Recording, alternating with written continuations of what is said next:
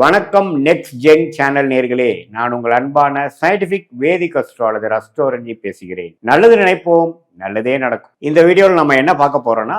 மேஷ ராசிக்காரர்களுக்கு ஜூன் 2026 எத்தகைய ஒரு பலாபலன்கள் நிறைந்த ஒரு மாதமாக இருக்க போகுதுங்கிறத சயின்டிபிக் வேதிக் அஸ்ட்ராலஜி முறையில நம்மளுடைய பழமையான இந்திய வேத ஜோதிட அடிப்படையிலான ஒளி தத்துவம் பிரகாரம் எந்த விதத்திலும் மூட நம்பிக்கைக்குள்ள போகாமல், மிகைப்படுத்தாமல், உள்ளது உள்ளவாறு ஒரு கிரகம் ராசிக்கு இந்தந்த இடத்துல சஞ்சாரிக்கும் பொழுது எத்தகைய ஒரு தாக்கத்தை வாழ்க்கை சம்பவங்களை உருவெடுத்து கொடுக்கும் அப்படிங்கிறத நம்ம சயின்டிபிக் வேதிக் அஸ்ட்ராலஜி முறையில துல்லியமா நம்ம பார்க்க போறோம். பாருங்க, மேஷ ராசிக்கு ஜூன் மாதம் பிறக்கும் பொழுதே பாருங்க, 2 நாள்ல ஜூன் 2ஆம் தேதி குரு பெயர்ச்சி ஆகிற ஒரு பெயர்ச்சி அருமையான பெயர்ச்சியாக மேஷராசிக்கு அமைகிறது. என்ன அது அருமையான பயிற்சி எப்படி ஆகுது அப்படின்னா,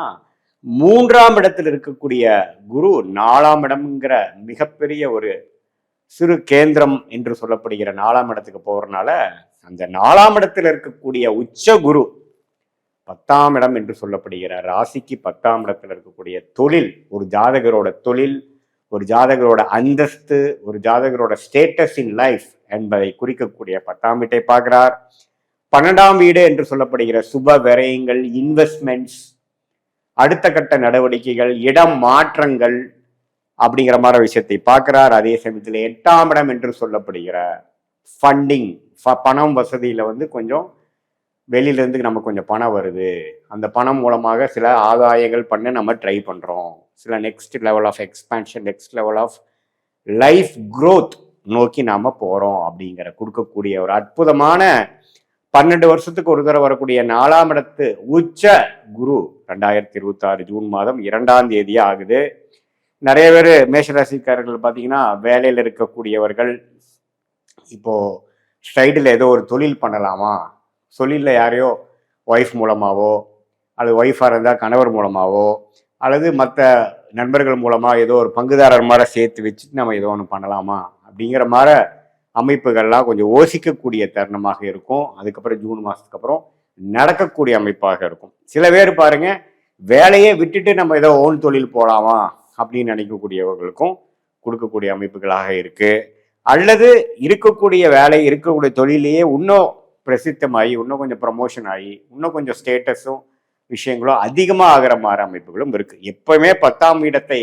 உச்சகுரு பார்ப்பது இது மாதிரி நல்ல விஷயத்தை கொடுக்கக்கூடிய ஒரு அமைப்பு மேஷராசிக்காரர்களுக்கு கண்டிப்பாக உண்டு. அதே மாதிரி ராசி அதிபதியாகிய செவ்வாய் ராசியின்குள்ளேயே இருக்கிறார் ஜூன் மாதம் முழுவதும். 22 ஜூனோட கடைசி மாதத்துல தான் பார்த்தீங்கன்னா 2ஆம் இடத்துக்கு மாறுறார். ஸோ ராசநாதன் ராசியிலேயே இருக்கிறது ஒரு நல்ல பலம் தான். நாம என்ன பண்ண போறோம், நமக்கு என்ன செய்ய போறோம் அப்படிங்கிற உத்வேகத்தை கொடுக்கக்கூடிய ஒரு ஃபோக்கஸை கொடுக்கக்கூடிய ஒரு அமைப்பு தான் செவ்வாயின் சஞ்சாரம். மேஷத்திலேயே பெரும்பாலான நாட்கள் ஜூன் மாதம் இருக்கிறது கொடுக்குதுங்க. அதே சமயத்தில் சில கோபதாபங்கள் வரலாம். ஏன்னா செவ்வாய்ங்கிற கோபகாரகன் ஆகிய ஒரு ரெட் ஹாட் பிளானட் ராசிக்குள்ளேயே இருந்து எந்த ஒரு சுப பார்வை பெறாமல் இருக்கிறார். அதனால கொஞ்சம் அப்பப்போ ஃப்ரஸ்ட்ரேட் ஆகிறது, இரிட்டேட் ஆகிற விஷயங்கள்லாம் கொஞ்சம் வந்துட்டு போகக்கூடிய அமைப்புகள் இருக்கு. கொஞ்சம் அதெல்லாம் கொஞ்சம் கண்ட்ரோலில் வைக்கணுங்கிறது ரொம்ப முக்கியமான ஒரு அமைப்பு. அதே மாதிரி சுக்கிரன், அதே மாதிரி புதன், இது எல்லாமே 3ஆம் இடத்திலே நீடித்திருந்து மாதத்தின் செகண்ட் ஹாஃப்க்கு அப்புறம் தான் சூரியன், சுக்கிரன், புதன் எல்லாரும் வாருங்க ஒரு ஜூன் மிடில்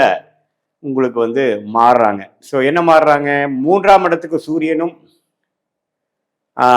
மாறும் பொழுது சுக்கிரனும் புதனும் 4ஆம் இடத்துக்கு வராங்க. ஸோ 4ஆம் இடங்கிறது போய் குருவோட சேரும் பொழுது இன்னுமே இடம் சார்ந்த பொருள்கள், வீடு, வண்டி, வாகனம், தொழில் மேன்மை, அது மாதிரி விஷயத்துக்காக நம்ம கொஞ்சம் ஆடம்பர விஷயத்துக்காகவோ, ஒரு தொழில் முனைப்புக்காகவோ நம்ம இன்வெஸ்ட்மெண்ட்ஸ் பண்ண போகிறோம், ஒரு முயற்சி எடுக்க போகிறோம். சம்டைம்ஸ் ஒரு ஆர்சி எடுக்கிறதா இருக்கட்டும், ஒரு ஆஃபீஸ் ஓப்பன் பண்ணுறதா இருக்கட்டும், ஒரு விசிட்டிங் கார்டு அடிக்கிறதா இருக்கட்டும், ஒரு புதிய டொமைனுக்குள்ளே போகிறதா இருக்கட்டும், நான் இதுதான் பண்ணுறேன், this is my position, this is my பிஸ்னஸ்ங்கிற அடுத்தவங்களுக்கு நான் அறிமுகப்படுத்துறதா இருக்கட்டும், அது மாதிரி விஷயங்கள். அதே மாதிரி வீட்டுக்கு வேணுங்கிற வசதிக்காக வேணுங்கிற ஒரு பொருட்களை வாங்குறதா இருக்கட்டும், வண்டி வாகனத்தை அப்கிரேட் பண்ணுறதா இருக்கட்டும், சின்ன வண்டியை கொடுத்து பெரிய வண்டி வாங்குறது, அது மாதிரி சில விஷயங்கள் எல்லாம் ஒரு ஆரம்ப கட்ட ஒரு அற்புதமான ஒரு மனநிலை, அதுக்கு தகுந்த மாதிரி இன்வெஸ்ட்மெண்ட், அதுக்கு தகுந்த மாதிரி பொருள் வரவு, இது எல்லாத்தையுமே கொடுக்கக்கூடிய ஒரு அற்புதமான மாதமாக மேஷராசிக்கு இந்த ஜூன் மாதம் 2026 வந்து பிற்காலத்தில் வரக்கூடிய அந்த குரு பெயர்ச்சி பலன்களோட அடுத்தடுத்து வரக்கூடிய பலன்களுக்கு ஒரு ஃபவுண்டேஷனாக, ஒரு அடிப்படை அமைப்பை கொடுக்கக்கூடிய அமைப்பாக மேஷராசிக்காரர்களுக்கு இந்த கடகத்தில் உச்சம் பெறக்கூடிய குரு கொடுக்கிறார். அவரோட சேரும் சுக்கிரன், அவரோட சேரும் புதன், இது எல்லாமே நல்ல அமைப்பை கொடுக்குறாங்க. மாணவர்கள் மேஷராசிக்காரர்கள் பார்த்தீங்கன்னா நல்லா படிக்கக்கூடிய அமைப்பு, படிப்புல வந்து நல்லா தேர்ச்சி பெறக்கூடிய அமைப்பு, மெமரி பவர் கொஞ்சம் ஷார்ப் ஆகிற அமைப்பு, இது எல்லாமே புதன் சுக்கிரனோட சேர்வதனாலையும் புதன் உச்ச குருவோட சேர்வதனாலையும் உங்களுக்கு வந்து மாதத்தின் செகண்ட் ஹாஃப்ல இருந்து ஓரளவுக்கு அவங்களுக்கு பிடிச்ச கோர்ஸ் ஜாயின் பண்ணுறது, அவங்களுக்கு பிடிச்சதா ஒரு அமைப்பு போய் நல்லா படிக்கிறது, காம்படிட்டிவ் எக்ஸாம்ஸ் எழுதுறவங்க வந்து நல்லா பெர்ஃபார்ம் பண்ணுறதுங்கிற மாதிரி ஒரு நல்ல பலன்களை புதன் கொடுப்பதனால மேஷராசிக்காரர்கள் அதுலேயும் பார்த்தீங்கன்னா ஒரு நல்ல சேஞ்சஸ், அதாவது காம்படிட்டிவ் எக்ஸாம் எழுதுகிற மாதிரிலாம் இருந்தாலும் சரி, மாணவர்களாக இருந்தாலும் சரி, டெக்னிக்கல் துறையில் இருக்கிறவங்களா இருந்தாலும் சரி, அதே மாதிரி மீடியா துறையில் இருக்கக்கூடியவங்களுக்கும் சுக்கிரன் குருவோட சேர்றதுனால கொஞ்சம் ரெகக்னிஷன், சில லாபங்கள்லாம் கிடைக்கக்கூடிய ஒரு அற்புதமான ஒரு மாதமாக இருக்கிறதுங்க. ஸோ சூரியனோட சஞ்சாரம், செவ்வாய், சுக்கிரன் எல்லாமே ஓரளவுக்கு நல்லா இருக்கிறனால இதுவரை கடந்த 2025 மனசுக்குள்ள போட்டு எதை நாம வந்து யோசிச்சு கொண்டிருந்தோமோ அதை வந்து செயல்படுத்தக்கூடிய ஒரு மாதமாக, அதாவது தொழிலதிபர்களாக இருந்தாலும் சரி, நடுத்தர வயதினராக இருந்தாலும் சரி, இல்லத்தரசிகளாக இருந்தாலும் சரி, மாணவர்களாக இருந்தாலும் சரி, சீனியர் சிட்டிசன்ஸாக இருந்தாலும் சரி, ஏதோ ஒரு விஷயங்கள் நமக்கு ஏற்றதான, நமக்கு பிடித்த ஒரு விஷயங்கள், வேலை, தொழில், என்ன நம்மளுடைய இன்ட்ரெஸ்ட் இருக்கோ அதில் நம்ம வந்து கொஞ்சம் ப்ராக்டிஸ் பண்ணுற மாதிரி சில செயல்பாடுகளை இறங்கி முயற்சி எடுத்து இது நான் செய்ய போகிறேன் அப்படிங்கிற ஒரு விஷயத்தை கொடுக்கக்கூடிய ஒரு passion for work, passion for business, passion for consulting, passion for some contribution to earn a name, fame, money for oneself. அவங்களுக்கு வேணுங்கிற ஒரு சில விஷயத்தை சாதிக்கணுங்கிறதுக்காக ஒரு முனைப்போட, பேஷனோட இறங்கும் தருவாயாக இருக்கக்கூடிய ஒரு அற்புதமான ஒரு மாதமாக 12 வருஷத்துக்கு ஒரு தடவை வரக்கூடிய குரு பெயர்ச்சி உச்ச குருவாக கடகத்திலிருந்து 4ஆம் வீட்டுக்கு மேஷராசிக்கு வரக்கூடிய அமைப்பாக இருக்கிறதுங்க. இது ஒரு பொதுவான பலனே தவிர உங்களுடைய ஜென்ம ஜாதகத்துல என்ன தசாபுக்திகள் போய்கொண்டிருக்கிறது, தசநாதன் எப்படி இருக்கிறார், புக்திநாதன் எப்படி இருக்கிறார், தசநாதனும் புக்திநாதனும் இப்ப கோச்சாரத்துல நம்ம எது மாதிரி அமைப்புல போறாங்க, உங்க லக்னம், நீங்க என்ன லக்னத்துல பிறந்தீங்க, மேஷத்துல நீங்க எந்த ராசி, அஸ்வினி நட்சத்திரமா, மேஷ ராசியில வந்து நீங்க என்ன நட்சத்திரம், அஸ்வினியா, பரணியா, கிருத்திகையாங்கிறதெல்லாம் பொறுத்து உங்களுக்கு என்ன தசாபுக்திகள் போய் கொண்டிருக்கிறது வைத்து இன்னுமே துல்லியமான பலன்கள் கொடுக்கலாம். ஏன்னா இப்ப சனி வந்து விரயசனியாகவும் மேஷராசிக்கு போய் கொண்டிருக்கிறது, ராகு 11ஆம் இடத்திலும், கேது 5ஆம் இடத்திலும் இருக்கிறார். ஸோ இதையெல்லாம் வைத்து உங்களுடைய தசாபுக்தியையும் வைத்து பார்க்கும் பொழுதுதான் பிறந்த தேதி, பிறந்த நேரம், பிறந்த ஊரை வைத்து வரக்கூடிய ஜாதகத்துல வரக்கூடிய லக்னம், அந்த லக்னத்துக்கு ஏற்ற தசை, அந்த தசைக்குள்ள இருக்கக்கூடிய புக்தி, அந்த புக்திநாதன் தசநாதன் உங்க ஜாதகத்துல எந்த மாதிரி இருக்கிறாங்கிறத பொறுத்து துல்லியமான பலன்கள், இப்ப நம்ம பேசின கோச்சார அமைப்பையும் சேர்த்தி அதே மாதிரி தசாபுக்திகள் பலனையும் பார்க்கும் பொழுது அடுத்த வரக்கூடிய ஷார்ட் டேர்ம் எப்படி இருக்கு, அடுத்த வரக்கூடிய லாங் டேர்ம் எப்படி இருக்கு, அடுத்த வரக்கூடிய உங்களுடைய வாழ்க்கை பயணம் எந்த திசையில் திரும்புற மாதிரி இருக்கு, எது மாதிரி சாய்ஸஸ் நீங்க எடுக்கிறது நல்லது, எது மாதிரி சாய்ஸ் நமக்கு சரியா வராது,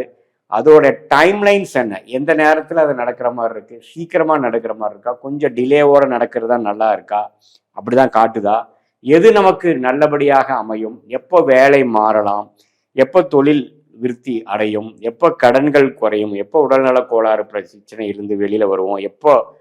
குழந்தை செல்வம் நமக்கு கிடைக்குங்கிற மாதிரி எல்லா விஷயங்களும் நம்மளுடைய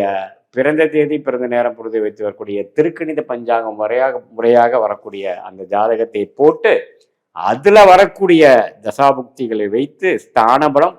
திக்பலம், திருக்பலம் போன்ற சில விஷயங்களை பார்த்து ஒரு கிரகமும் எந்தெந்த டிகிரி அடிப்படையில